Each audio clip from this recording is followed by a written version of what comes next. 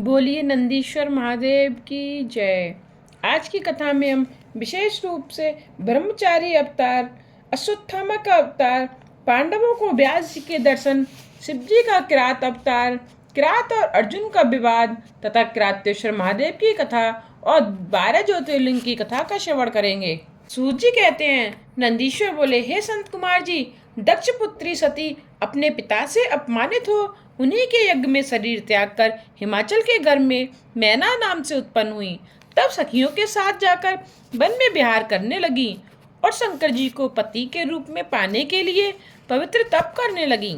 फिर तो नाना लीला विशारद शंकर जी ने उनके तप की परीक्षा के लिए जहाँ पार्वती जी तप कर रही थी वहाँ सप्तऋषियों को भेजा। उन सप्तऋषियों ने वहाँ जाकर अच्छी तरह यत्नपूर्वक पार्वती जी की परीक्षा की। शिव जी के पास लौट उन्हें नमस्कार कर सारा हाल कहा और इनकी आज्ञा ले स्वर्ग गए। सप्तऋषियों के चले जाने पर उत्पत्तिकर्ता शंकर ने स्वयं ही पार्वती के भाव की परीक्षा करने की इच्छा की। उन्हें प्रसन्नता हुई। उन्होंने इच्छा का समन किया।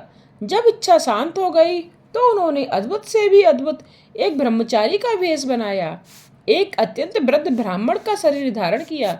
भगवान शंकर उत्कंठित हो देवों को देखने के लिए उनके समीप पहुंचे। तब दंड और चर्म से युक्त शांत स्वरूप उन अद्भुत तेज वाले ब्राह्मणों को, जो ब्रह्मचारी वेश धारण किए हुए वृद्ध जटिल और कमंडलधारी थे, अपनी ओर आते देख पार्वती ने पूजा की सब सामग्री उठा उनकी यथोचित पूजा की। फिर सादर पूर्वक प्रेम पूर्वक कुशल पूछी कि आप कौन हैं और कहाँ से आए हैं। तब पार्वती के भावों की परीक्षा के विचार से बोला, मैं स्वच्छंद विचरण करने वाला एक ब्रह्मचारी ब्राह्मण और तपस्वी हूँ, जो दूसरों को सुख देता रहता है, उसमें कोई संशय नहीं है। ऐसा कहते हुए अपने रूप को छिपाए हुए ब्रह्मचारी वेश में भगवान शंकर पार्वती के पास जा बैठे और बोले, महादेवी, क्या कहूँ, कुछ कहा नहीं जाता है। बड़ा अनर्थकारी महाविकृत वृत्तांत दिखाई पड़ता है। तुम इस नवीन अवस्था में, जबकि तुम सब सुंदर भोगों के साधनों के योग्य और अनेक उपचारों द्वारा सुख के कारण हो, व्यर्थ ही तप क्यों कर रही हो? तुम कौन हो, किसकी पुत्री हो और किस कारण इस निर्जन वन में कठिन तप कर रही हो? उनके इस प्रकार वचनों को सुनकर परमेश्वरी पार्वती ने हंसकर प्रेम पूर्वक उस ब्रह्मचारी से कहा, हे विप्र ब्रह्मचारी, अब तुम मेरा वृतांत सुनो। मेरा जन्म इसी भारतवर्ष में हिमाचल के गृह में हुआ था। इससे पूर्व मैं दक्ष प्रजापति के घर जन्मी थी और शंकर की पत्नी थी, परंतु जब मेरे पिता ने निंदा की तो मैंने योग द्वारा अपना शरीर छोड़ दिया। अब इस जन्म में बड़े भाग्य से मुझे शिवजी मिले तो अवश्य, परंतु दुर्भाग्य यह है कि वे काम को भस्म कर मुझे भी त्याग कर चले गए हैं। इस कारण मैं गुरु के वचनों से वृद्ध हो बड़ी लज्जित हुई और पिता के घर से चलकर यहाँ तप करने चली आई हूँ। मैंने अपने मन वचन कर्म से शंकर को ही पति भाव से वर्ण किया है, इसमें कुछ भी संदेह नहीं है। यद्यपि मैं जानती हूँ कि वस्तु दुर्लभ है, उसका मिलना कठिन है, तथापि उत्सुकतावश मैं अपने तप में लीन हूँ। तब पार्वती के इस प्रकार सुनिश्चित वचनों को सुनकर जटिल ब्रह्मचारी रुद्र ने हंसते हुए कहा, हिमालय की पुत्री, तुमने यह कैसी बुद्धि स्वीकार की है? क्या यह उचित है कि देवताओं को त्याग कर तुम शिव के लिए इतना कठोर तप करो? मैं उस रुद्र को जानता हूँ। सुनो, मैं तुमसे कहता हूँ कि उस रुद्र के तो एक वृषभ वाहन है और वह सर्वथा ही विक्रात्मा तथा जटाधारी है। वह सर्वदा अकेले ही रहने वाला और अत्यंत ही विरागी है। अतः तुम्हें उस शिव से मन लगाना कदापि उचित नहीं है। कहाँ तुम और कहाँ सब रूप आदि गुणों से विरुद्ध वह हर। मुझे तो तुम्हारा यह कर्म अच्छा नहीं जचता। आगे जैसी तुम्हारी इच्छा हो वैसा करो। ऐसा कह ब्रह्मचारी ने फिर पार्वती जी की परीक्षा ली और उनके आगे अनेक प्रकार से शिव जी की निंदा की। विप्र के उस असह्य वाक्यों को सुनकर देवी पार्वती अत्यंत ही क्रुद्ध हो गईं और शिव निंदक उस ब्रह्मचारी से कहने लगी, मैंने तो यह जाना था कि तुम कोई धन्य पुरुष होगे, किंतु अब मैंने सब जान लिया। परंतु तुम इस समय वध के योग्य नहीं हो, क्योंकि ब्रह्मचारी के वेश में हो। अन्यथा तुम धूर्त की और शिवनंदक की तो और ही गति होनी चाहिए। भैरमुख, तू शिव जी को नहीं जानता। मुझे पश्चाताप है कि जो मैंने तेरी पूजा की जो मनुष्य तत्व को न जानकर शिव जी की निंदा करता है उसका जन्म संचित पुण्य नष्ट हो जाता है। दुष्ट, तूने जो यह कहा कि मैं शंकर को जानता हूँ, तो तू परम प्रभु शिव जी को निश्चय ही नहीं जानता। ऐसे अनेक रूपधारी शंकर जैसे कैसे भी हो, परंतु वे मनोरथों को देने वाले, विकार रहित और सज्जनों के प्रिय हैं। यह कहकर देवी पार्वती ने शिव तत्व का वर्णन अविनाशी शिव जी की प्रशंसा की। तब देवी की उस वाणी को सुनकर ब्रह्मचारी ब्राह्मण ज्यों ही उसका उत्तर देने को तैयार हुआ कि त्यों ही श्री पार्वती ने अपनी सखी विजय से कहा, हे सखी, यह ब्राह्मण धाम फिर कुछ कहना चाहता है, अतः इसको मना करो, अन्यथा यह शिव जी की निंदा करेगा। शिव निंदक को ही पाप नहीं लगता, किंतु उसके सुनने वाले को भी पाप भागी होना पड़ता है। शिव के किंकरों को चाहिए कि जो शिव जी की निंदा करे उसे मार डाले। यदि ब्राह्मण हो तो छोड़ दे अथवा स्वयं ही उस स्थान से चला जावे। यह दुष्ट फिर शिव जी की निंदा करेगा और ब्राह्मण है इसलिए मारने के योग्य नहीं है, अतः यह सर्वथा ही त्यागनीय तथा ना देखने के योग्य है। मैं इस स्थान को छोड़कर शीघ्र ही अन्यत्र चली जाती हूँ, जिससे कि फिर इस मूर्ख के साथ संभाषण न हो। हे मुनीश्वर, पार्वती ने यह कहकर ज्यों ही चलने को अपना चरण उठाया, त्यों ही साक्षात शिव जी ने उनका हाथ पकड़ लिया। फिर पार्वती जिस रूप में उनका ध्यान करती थी, वैसा ही दिव्य स्वरूप धारण कर शिव जी ने पार्वती को दर्शन दिया और नतमुख वाली पार्वती से कहा, हे शिवे अनघे, तुम कहाँ जाती हो? मैं तुमको नहीं त्याग सकता हूँ। यह तो मैंने तुम्हारी दृढ़ भक्ति की परीक्षा ली है और इसीलिए ब्रह्मचारी वेश बनाकर तुम्हारे पास आया हूँ। जो इच्छा हो वर मांगो, मैं तेरे से प्रसन्न हूँ। प्रिय, अब तुम लज्जा त्याग दो, क्योंकि तुम मेरी सनातन पत्नी हो। आओ, मैं तुम्हारे साथ शीघ्र ही कैलाश पर चलता हूँ। जब देवेश ने इस प्रकार कहा तो पार्वती जी अति मुदित हुई और कठिन तप का सारा दुख भूल गईं। फिर शिव जी के इस दिव्य रूप को देखकर लज्जा से नीचा मुख करके प्रेम पूर्वक बोली, देवेश, यदि आप प्रसन्न हैं और मुझ पर कृपालु हैं तो मेरे पति होइए। फिर तो शिव जी ने सविधि पार्वती का पाणी ग्रहण किया और कैलाश की यात्रा करी। नंदीश्वर बोले, संत कुमार जी, हिमाचल की पुत्री देवी पार्वती वन में जाकर शिव जी को पाने के लिए पवित्र तप करने लगी। तो उनके सुंदर तप से प्रसन्न हो शिव जी उनके भाव की परीक्षा करने और वर देने के लिए इनके पास उस वन में गए। वहां उन्होंने पार्वती को अपना स्वरूप दिखाकर वर मांगने के लिए कहा। तब उनके ऐसे कहने और उनके उत्तम रूप को देखकर वे हर्षित हो प्रणाम करके बोली, देवेश, आप प्रसन्न हैं और मुझे वर देना चाहते हो, तो हे ईशान, आप मुझ पर कृपा कर मेरे पति होइए। प्रभु, आपकी आज्ञा से अब मैं अपने पिता के घर जाती हूँ। आप भी मेरे पिता के पास जाइए और अपने शुभ यश को कहकर उनसे मुझे मांगिए, जिससे मेरे पिता का गृहस्थ धर्म सफल होवे। और जब वे स्वीकार कर लेवे तो देवों का कार्य सिद्धि के यथाविधि मेरे साथ विवाह कर लीजिएगा। इस प्रकार आप मेरा मनोरथ पूर्ण कीजिए। तब शंकर जी ने तथास्तु कहकर कैलाश की यात्रा की। पार्वती भी अपने पिता के घर गईं। तब पार्वती का आगमन सुन मैना और परिवार सहित हिमाचल अपनी पुत्री को पहले ही देखने गया और स्वागत पूर्वक घर लाए। महोत्सव किया। मैना और हिमालय ने ब्राह्मण आदि को बहुत सा धन दिया। वेद ध्वनि पूर्वक मंगलाचार कराया। जब एक दिन मैना और हिमाचल गंगा स्नान को गए कि इस अवसर में सुंदर नर्तक का भेष धारण कर शिवजी मैना के पास गए, जिनके बाएं हाथ में लिंग और दाहिने हाथ में डमरू विराजमान था, तथा जो लाल वस्त्र पहने और पीठ पर गुदड़ी डाले थे। तब ऐसे नट का रूप धारण कर शिवजी बड़े आनंद के साथ मैना के आंगन में जाकर अनेकों प्रकार के नृत्य और सुमनोहर गान करने लगे। वे अपनी सींग और डमरू को बड़ी ध्वनि के साथ बजाते और अनेक प्रकार की मनोहर लीलाओं को करते थे, जिन्हें देखने के लिए सारे नगर के अबला वृद्ध नारी सहसा ही वहां आ गए। सबको शिवजी ने अपने मनोहर नृत्य और गान से बस में कर लिया। मैना प्रसन्न हो शीघ्र ही स्वर्ण के पात्रों में रत्नों को भरकर स्वयं ही देने चली, परंतु शिवजी ने उन रत्नों को कदापि स्वीकार नहीं किया और भिक्षा में पार्वती को मांगा तथा फिर नाचने और गाने लगे। तब उसके उन वचनों को सुन मैना क्रोधित हो उसे वचनों से ताड़ित कर घर से निकालने लगी। इसी समय हिमाचल भी गंगा से लौट आए और आंगन में उस भिक्षुक को देखा तथा मेना से सब वृतांत सुन वे भी कुपित हो गए। अनुचरों को आज्ञा दी कि इस भिक्षुक को बाहर निकाल दो, परंतु कई प्रयत्न करके भी कोई उसे बाहर निकाल नहीं सका कि वह भिक्षुक अपनी अनेक लीलाओं में चतुर और अनंत प्रभाव वाला था। वह तत्क्षण ही गिरिराज को पहले विष्णु रूप में फिर सूर्य रूप में पार्वती के साथ हंसते हुए अपने सुंदर तेज में दिखाई पड़ा और उन दोनों से भिक्षा रूप में पार्वती को मांगा तथा कुछ और भी ग्रहण नहीं किया। पश्चात गुप्त हो पार्वती की आज्ञा से अपने धाम को चले गए।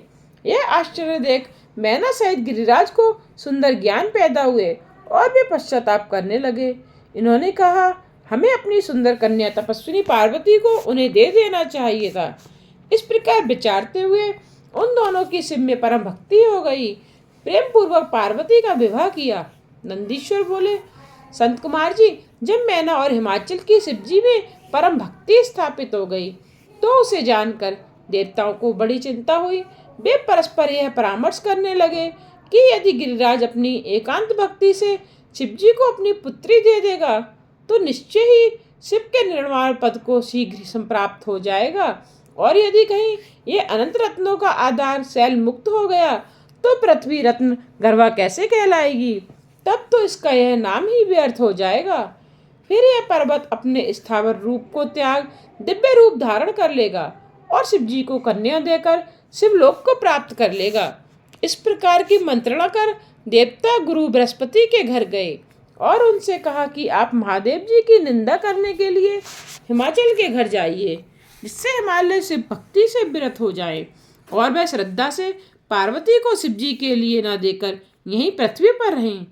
तब देवताओं के उस वचन को सुनकर बृहस्पति जी विचार कर उनसे बोले कि चाहे तुम सभी लोग या तुम में से कोई एक देवता इस कार्य के लिए शैल के पास जाए और अपना मनोरथ पूर्ण करे, परंतु मैं यह कार्य करने में असमर्थ हूँ, अथवा ब्रह्मा जी से कहकर अपना कार्य कराओ।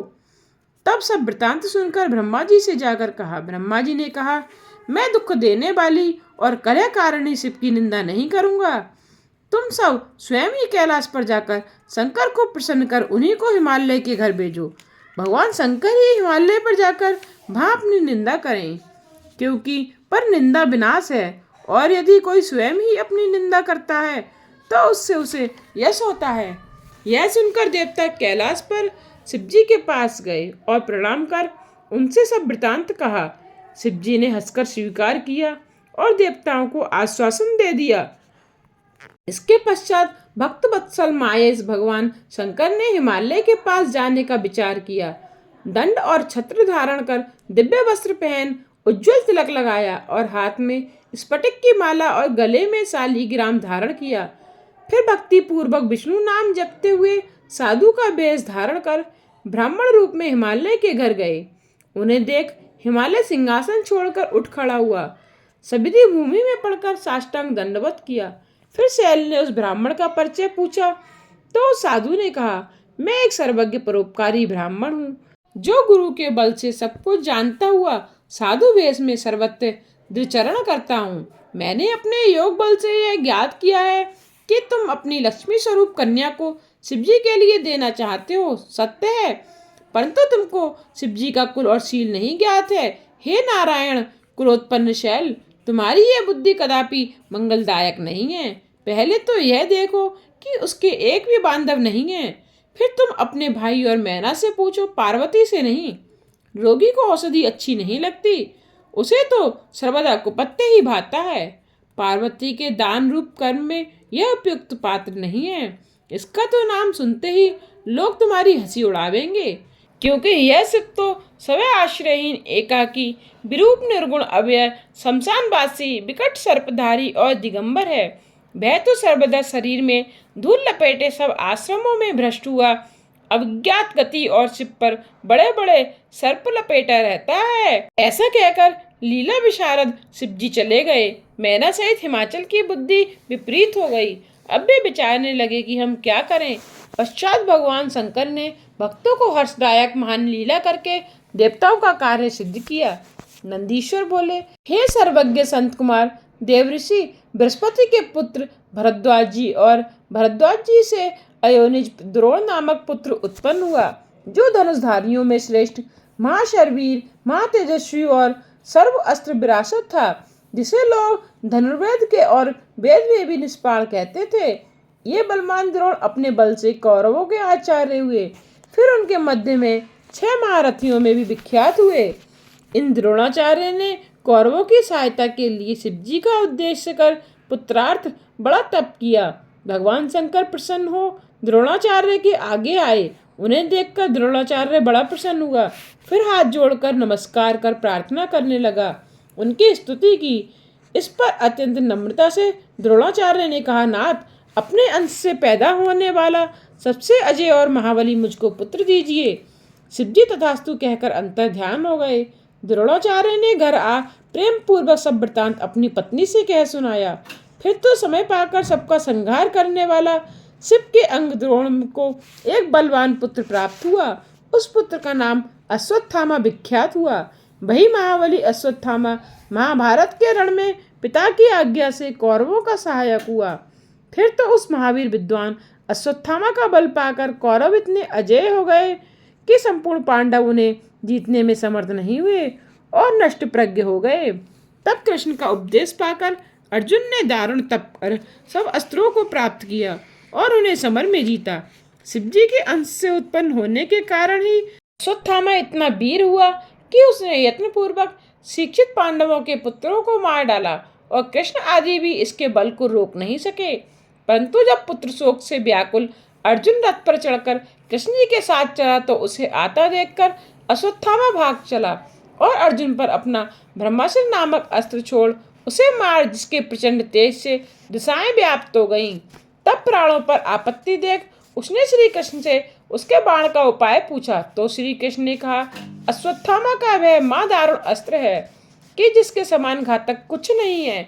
अतः इसका एक ही उपाय है कि तुम अपने प्रभु शंकर का शीघ्र ही स्मरण करो, जिन्होंने सब कार्य करने वाला तुम्हें भी अपना बड़ा अस्त्र दिया है। उसी शिव अस्त्र से इस तीव्र अस्त्र के तेज का नाश करो। ऐसा कहकर श्री कृष्ण जी सहित अर्जुन शंकर का ध्यान करने लगे। अर्जुन ने भी शिव जी का स्मरण कर जल का स्पर्श कर प्रणाम करके अपना शैवास्त्र छोड़ा। यद्यपि ब्रह्मास्त्र अस्त्र निष्फल क्रियावान न था, तथापि शैवास्त्र के तेज से शांत हो गया। तब अश्वत्थामा ने इस संसार को पांडवों से सर्वथा रहित कर देने के अभिप्राय से उस अस्त्र को उत्तरा के गर्भगत बालक पर उसके नाश होने के लिए जन्म दिया। श्री कृष्ण जी समझ गए। उन्होंने अपना सुदर्शन चक्र भेजा, उत्तरा के गर्भ की रक्षा की। शिव जी की आज्ञा से गर्भ को कुछ आघात न पहुंचा। शैवराज श्री कृष्ण ने सब पांडवों को ब्राह्मण श्रेष्ठ अश्वत्थामा के चरणों में गिरवाया। अश्वत्थामा प्रसन्न हो कृष्ण जी सहित पांडवों को अनेकों वर देने लगा। इस प्रकार महेश्वर प्रभु ने द्रोण रूप से पृथ्वी पर अवतार लेकर परम लीला की। नंदीश्वर बोले, जब श्रेष्ठ पांडवों को दुर्योधन ने जुए में हरा दिया तो वे अपनी साध्वी द्रौपदी को साथ ले दैत्य वन में जाकर सूर्य से प्राप्त स्थली पर अपना जीवन सुखपूर्वक व्यतीत करने लगे। तब दुर्योधन ने पांडवों को कष्ट देने के अभिप्राय से ऋषि पुडंग में दुर्वासा को उनके स्थान पर भेजकर एक और ही कपट करवा दिया, जिसमें हजारों विद्यार्थियों को साथ ले दुर्वासा ने जाकर इच्छानुसार भोजन मांगा। पांडवों ने स्वीकार कर उन तपस्वियों को स्थान के लिए भेजा। इसके पश्चात अन्न के अभाव से दुखी पांडव प्राण विसर्जन करने लगे। तब द्रौपदी ने जो श्री कृष्ण का स्मरण किया तो कृष्ण तत्क्षण वहां उपस्थित हो गए और स्वयं शाक को खाकर उन सबको तृप्त कर दिया। दुर्वासा अपने शिष्यों को तृप्त हुआ जान चले गए। श्री कृष्ण जी की कृपा से पांडवों का यह संकट टल गया। श्री कृष्ण पांडवों को शिव आराधना बता द्वारका चले गए। इसके पश्चात पांडवों ने दुर्योधन के गुणों की परीक्षा करने के लिए एक भील भेजा। वह दुर्योधन के पास जा उसमें गुणोदय को जान पांडवों के पास आया। उनसे दुर्योधन का गुण सुन पांडव बड़े दुखी हुए। युद्ध का विचार किया, परंतु उपयुक्त समय न जानकर मौन रहे। इसके पश्चात जटाजूट विभूषित रुद्राक्षधारी भस्म लगाए व्यास जी ओम नमः शिवाय पंचाक्षरी मंत्र जपते उनके पास आए। पांडवों ने देखा तो व्यास जी शिव के प्रेम में मग्न तेजपुंज साक्षात दूसरे धर्म के समान ही शरीर धारण किए थे। तब ऐसे व्यास जी को देख पांडवों ने खड़े होकर उनकी अभ्यर्थना की और कुशासन पर बिठा विविध प्रकार से उनका पूजन किया तथा पांडवों ने व्यास जी से निवेदन कर उनसे ऐसे उपदेश की रचना की जिसमें उनका कष्ट शीघ्र ही दूर हो जावे। जब उन महामुनि व्यास जी ने प्रसन्न होकर कहा, पांडव तुम कष्ट के योग्य नहीं हो, क्योंकि तुमने सत्य का लोप नहीं किया है, अतः तुम धन्य और कृतकृत्य हो। सत्य पुरुषों का यह स्वभाव ही है कि वे प्राणों के चले जाने पर भी सधर्म को नहीं त्यागते। हमारे लिए तो तुम और कौरव दोनों समान ही हो, तो भी बुद्धवानों का धर्मात्मा में पक्षपात होता ही है। पहले तो इस अंधे धृतराष्ट्र ने ही लोभवश स्वयं धर्म का परित्याग किया और तुम्हारा राज्य अपहरण कर लिया। यद्यपि उसके लिए तो तुम और कौरव पुत्र ही थे, तथापि उसने अपने पुत्र दुर्योधन को अनर्थ से मना न किया। यदि वह ऐसा करता तो अनर्थ कदापि नहीं होता।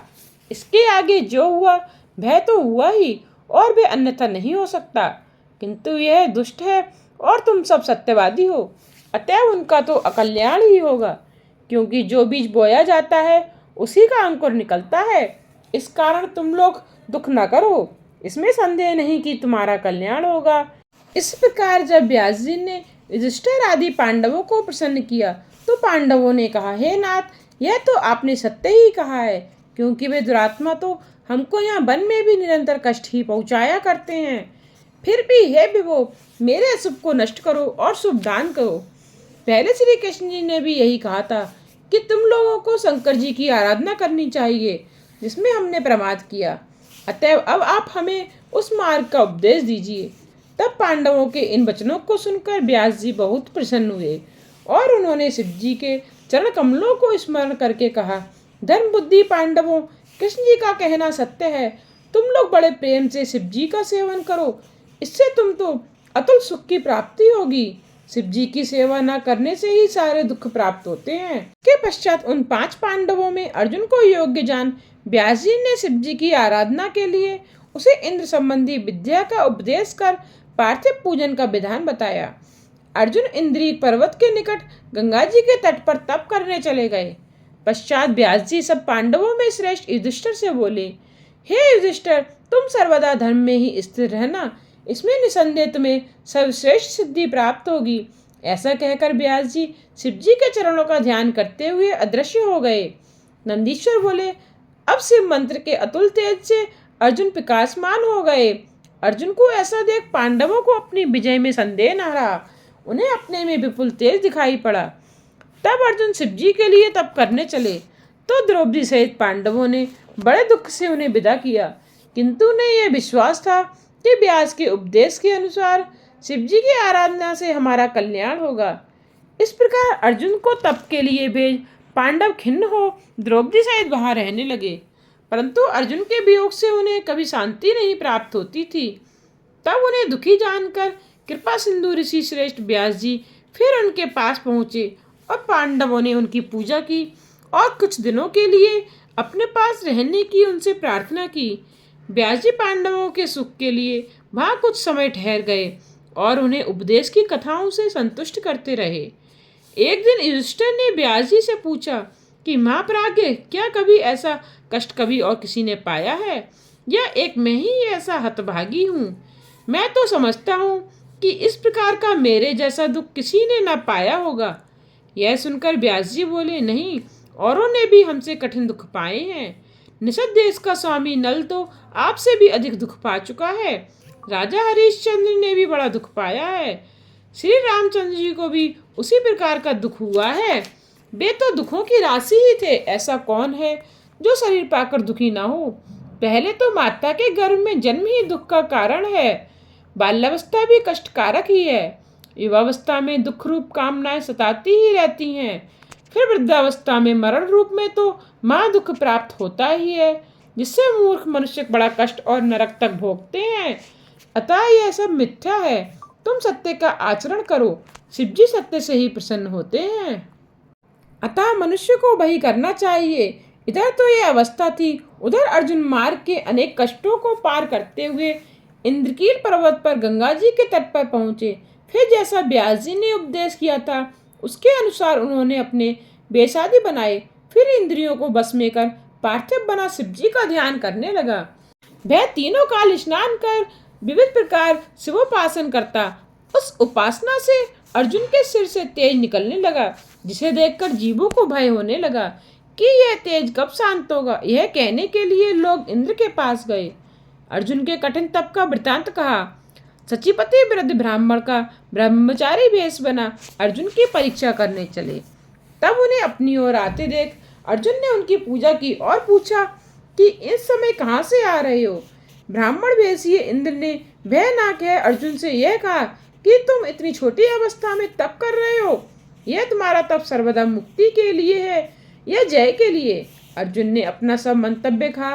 वह सुन ब्राह्मण ने कहा, तुम्हारा यह तप क्षत्रिय धर्म से युक्त संगत नहीं है, क्योंकि यह तप तो मुक्ति दाता है और इंद्र मोक्ष का नहीं सुख का दाता है। तुमको यह तप करना योग्य नहीं है। यह सुनकर अर्जुन ने क्रोध हो इंद्र से कहा, आप ऐसा क्यों कहते हैं? मैं ना तो राज्य के लिए कर रहा हूँ ना मुक्ति के लिए कर रहा हूँ, किंतु व्यास जी के वचनों के लिए तप कर रहा हूँ। हे ब्रह्मचारी जी, आप कृपा करके यहाँ से चले जाइए। आप मुझे पतित करना चाहते हैं। आप ब्रह्मचारी के यहाँ आने की क्या आवश्यकता थी? इस पर ब्रह्मचारी इंद्र ने अर्जुन को अपना वास्तविक रूप दिखाया। इंद्र लज्जित हो गए। फिर अर्जुन को आश्वासन दे इंद्र ने कहा, वर मांगो। अर्जुन ने कहा, शत्रुओं से विजय दीजिए।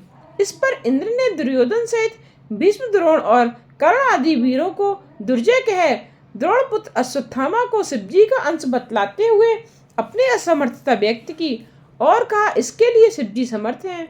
तुम एकमात्र शिवजी की आराधना करो। पार्थिव विधान से अनेक उपचारों युक्त सर्वदा भाव से शिवजी की सेवा करो, तुमको अचल सिद्धि प्राप्त होगी। अर्जुन ने ऐसा कह इंद्र उनकी रक्षा के लिए वहां अपने कुछ अनुचरों को नियुक्त कर शिवजी के चरणों का ध्यान करते हुए अपने भवन की ओर चले गए। अर्जुन संग्राम में विजय पाने के लिए वहां रह उसी विधि से शिवजी के प्रसन्न करने के लिए तप करने लगे। नंदीश्वर जी बोले, अर्जुन ने व्यास जी की बताई हुई विधि से शिवार्चन किया। फिर एक पांव के तलवे से पृथ्वी पर मुनि के समान खड़े हो एकमात्र दृष्टि से सूर्य की ओर देखते हुए मंत्र जपने लगे। अबाध गति से सर्वोत्तम पंचाक्षरी मंत्र जपा। फिर तो अर्जुन का तप तेज इतना प्रकाशित हो गया कि उसमें देवता भी विस्मित हो गए। इसी समय दुर्योधन का भेजा हुआ मूक नामक दैत्य शंकर का वेश धारण कर वहां आया, जिसे कपटी दुर्योधन ने अर्जुन के पास भेजा था। वह अपने वेग से पर्वतों को तोड़ता, अनेक वृक्षों को उखाड़ता हुआ तथा अनेक प्रकार के शब्द करता हुआ बड़े वेग से चला। उसे देख शिवजी के चरणों में मन लगाए हुए अर्जुन विचार करने लगे कि यह क्रूर कर्म करने वाला कौन है और कहाँ से आता है। कहीं यह दुर्योधन का हितकारी सखा तो नहीं है, जिसे देखने पर मन व्याकुल हो। वही शत्रु है। आचरण ही कुल को कहता है, शरीर भोजन को कहता है, वचन शास्त्र कहता है तथा नेत्र स्नेह को कहते हैं। इस प्रकार के और भी मन ही मन कई विचार निश्चय कर अर्जुन ने वहीं बैठे बैठे इस पर बाण चला दिया। उसी समय अर्जुन की रक्षा और उसकी भक्ति की परीक्षा करने के लिए भक्त वत्सल शिवजी अपने गढ़ों सहित वहां आ पहुँचे। वह कच्छ बांधे हुए थे तथा शिवजी ध्वजा वाले, उनके शरीर में श्वेत रेखा पड़ी हुई थी और वे स्वयं धनुष बाण धारण किए, पीठ पर बाणों से तरकस बांधे, गढ़ों सहित भीलों के राजा बने थे। ऐसे स्वरूप में वे भीलों सा शब्द करते हुए चले और सूकर भी शब्द कर रहा था, जिसका शब्द दिशाओं में फैल गया था। जब अर्जुन ने अपने धनुष पर फिर बाण चलाया तो उसी समय उस सूकर का पीछा करते हुए शिवजी भी वहां आ पहुंचे और उन दोनों के बीच में वह सूकर अद्भुत पर्वताकार दिखाई पड़ा। अर्जुन और शिवजी ने साथ ही उस पर बाण छोड़ा। शिवजी का बाण सूकर की पूंछ में और अर्जुन का बाण उसके मुख में लगा। उसके लगने से सूकर मूर्छित होकर पृथ्वी पर गिर पड़ा। बाण उसके मुख से पार कर पृथ्वी में समा गया और सूकर मर गया। देवताओं ने हर्ष ध्वनि की और पुष्प बरसाए। शिवजी संतुष्ट हुए। अर्जुन को भी सुख प्राप्त हुआ। मरते समय उस दैत्य ने और भी अद्भुत रूप दिखाया, जिसे देखकर अर्जुन ने कहा, अहो, यह तो शंकर का रूप धारण कर मुझे मारने ही आया था। यह तो कहो शिवजी ने मेरी रक्षा कैसे की। फिर शिवाशिव जपते हुए अर्जुन ने वहां स्थित हो शिवजी की बड़ी स्तुति की और बारंबार प्रणाम किया। नंदीश्वर बोले, हे सर्वज्ञ संत कुमार जी, इसी समय शिवजी ने सेवक को भेज मृत सूकर के पास से अपना बाण मंगवाया। उधर से अर्जुन भी अपना बाण लेने आए। उसमें उन दोनों का विवाद हो गया। अर्जुन ने गण को ताड़न कर अपना बाण ले लिया। गण ने कहा, ये दोनों बाण हमारे ही हैं, इनको छोड़ दो। अर्जुन ने शिव जी को स्मरण कर उनकी स्तुति की। गण ने कहा, तू झूठा तपस्वी है, बाण मेरा है। यदि तेरा है तो उसका फल दिखा, मैं पहचान कर लूं। अर्जुन ने कहा, बाण के फल पर मेरा नाम अंकित है, तुझे क्या दिखाऊं? जब तेरा स्वामी आवेगा तब उसे ही दिखलाऊंगा। तेरा साथ मेरा युद्ध शोभा नहीं देता, तेरे स्वामी से युद्ध करूंगा। मेरा बल देखना है तो अपने स्वामी के पास जा और इच्छा हो वह कर। अर्जुन के ऐसा कहने पर वह भील वाहिनीपति किरात रूप शिव के पास गया। अर्जुन का सब कहा और वचन कहा। यह सुन किरातेश्वर प्रसन्न हो शीघ्र ही अपनी सेना सहित वहां आ गए।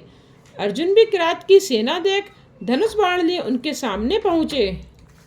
तब अर्जुन को अपने समक्ष आया देख किरातेश्वर ने अनुचर द्वारा अर्जुन से यह कहलाया कि तपस्विन, सेना को देखो और बाण देकर चले जाओ। थोड़े से कार्य के लिए क्यों मरना चाहते हो? तेरे भाइयों को और विशेषकर तेरी स्त्री को दुख होगा। ऐसा कहते हुए अर्जुन के रक्षक और उनकी दृढ़ता के परीक्षक परमेश्वर शुभ उनके निकट आ गए और विस्तार पूर्वक सब वृत्तांत वर्णन किया। अर्जुन ने उस गण से बिलराज से कहलाया कि उसका परिणाम विपरीत होगा। यदि मैं अपने बाण दे दूंगा तो निश्चय ही कुल कलंकनी कहलाऊंगा। मेरे भाई भले ही दुखी हो जावे, पर भी मैं युद्ध अवश्य ही करूंगा। संगाल से सिंह भयभीत हुआ नहीं सुना, बंचर से राजा नहीं डरता। जब अर्जुन ने ऐसा कहा तो वह भील अपने स्वामी के पास जाकर फिर सब वृतांत कहने लगा। यह सुनकर किरात नामक शिव अर्जुन के अत्यंत ही निकट आ गए। नंदीश्वर बोले, उसको आया देख अर्जुन ने शिव जी का स्मरण कर दारुण युद्ध आरंभ कर दिया। गणों सहित उस भील राजा ने अपने तीव्र बाणों से अर्जुन को बड़ी पीड़ा दी। अर्जुन अपने स्वामी का ध्यान करने लगे। फिर उनके बाणों को काटते हुए शिवजी पर भी अर्जुन ने अनेकों बाण चलाए, जिसे शिवजी ने सहन किया। अर्जुन की भयंकर मार से भीलराज के गण भयभीत हो भागने लगे। पराक्रमी अर्जुन अपने तीव्र बाण चलाकर शंकर जी से युद्ध करने लगे, परंतु शंकर जी को तो अर्जुन पर दया ही आ रही थी। इससे वे और भी उनके निकट चले गए, परंतु अर्जुन उन पर भयंकर प्रहार ही करता रहा, परंतु शिवजी पर उसके बाणों का कोई प्रभाव न पड़ा। यह देखकर भक्त वत्सल लीलाधारी शंकर जी हंसने लगे। फिर तो भक्त के बस उन्होंने अर्जुन को अपना अद्भुत सुंदर रूप दिखाया। अर्जुन को आश्चर्य हुआ, उन्हें अपने ऊपर बड़ी लज्जा आई। उन्होंने कहा, यह तो मेरे प्रभु साक्षात शंकर जी हैं। हाँ, इन त्रिलोकीनाथ से मैंने युद्ध क्यों किया? यह जो भी कर डालें, प्रभु ने अपना ही रूप छिपाकर मुझसे युद्ध किया। अर्जुन अपनी बुद्धि में ऐसा विचार कर हाथ जोड़े और सिर झुकाकर शंकर जी को प्रणाम करने लगे। फिर खेदखिन्न होकर बोले, हे देवादिदेव शंकर, हे करुणा के सागर सर्वेश, मेरे अपराध को क्षमा कीजिए। हे प्रभु, आपने क्या किया? आपने अपना वेश छिपाकर मुझे क्यों छला है? आप जैसे स्वामी से युद्ध करने वाले मुझे धिक्कार है। इस प्रकार का पश्चाताप करते हुए अर्जुन महाप्रभु शंकर के चरणों में गिर पड़ा। तब अर्जुन को आश्वासन देते हुए शंकर जी बोले, हे पार्थ, तू खेद मत कर, तू मेरा भक्त है। यह तो मैंने तेरी परीक्षा ली थी, तू शोक त्याग दे। ऐसा कहते हुए शंकर जी ने अर्जुन को अपने हाथों से उठाकर अपने गणों से कह समझाकर उनकी लज्जा छुड़ाई।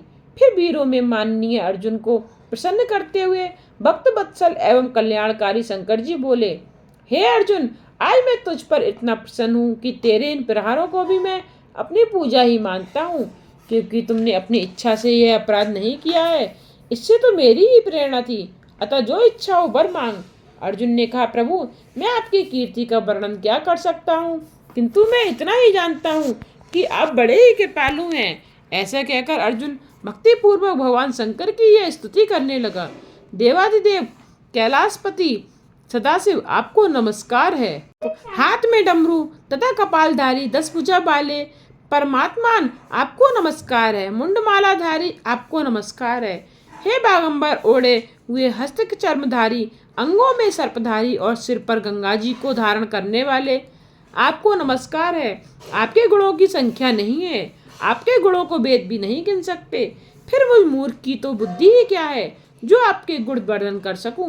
महेशान, शंकर मुझ पर कृपा करके शत्रुओं पर विजय प्राप्त करने का वरदान दीजिए।